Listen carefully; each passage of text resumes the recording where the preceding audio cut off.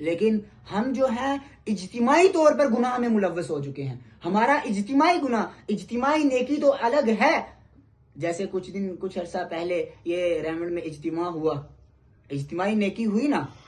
ہم اجتماعی نیکیاں بھی کر رہے ہیں اور اکیلے بھی نیکیاں کر رہے ہیں، لیکن جو ہے ہم اجتماعی گناہ بھی کر رہے ہیں.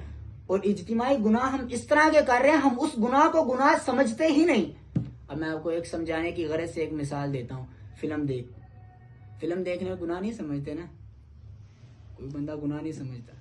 فلم دیکھ لی اور حیرت کی بات میں آپ کو بتلاؤں، آ کر پھر اس کی اسٹوریاں بتلائی جاتی ہیں کہ بھائی میں نے یہ فلم دیکھی، اس کے اندر یہ ہوا یہ ہوا.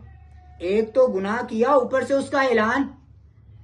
ہم نے فقہ کی کتابوں کے اندر یہاں تک پڑھا ہے کہ اگر نماز چھوٹ جائے نا، نماز بھی چھوٹ جائے آپ سے، تو اس نماز کے لیے آپ کسی کو بتلا نہیں سکتے کہ اب میں جو یہ نماز مجھ سے چھوٹی تھی میں قضا کرنے لگا ہوں.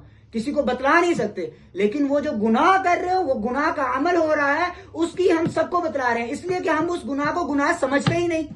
گناہ سمجھیں گے تو پھر جو ہے ہم اس گناہ کو چھوڑیں گے. چور جو چوری کرتا ہے نا، وہ سمجھتا ہے کہ میں گناہ کر رہا ہوں، لیکن ایک وقت آئے گا وہ اس گناہ سے بچ جائے گا. لیکن ایک فلم دیکھنا، گانے سننا، اس کو گناہ سمجھا ہی نہیں جا رہا، وہ گناہ کیسے چھوٹے گا؟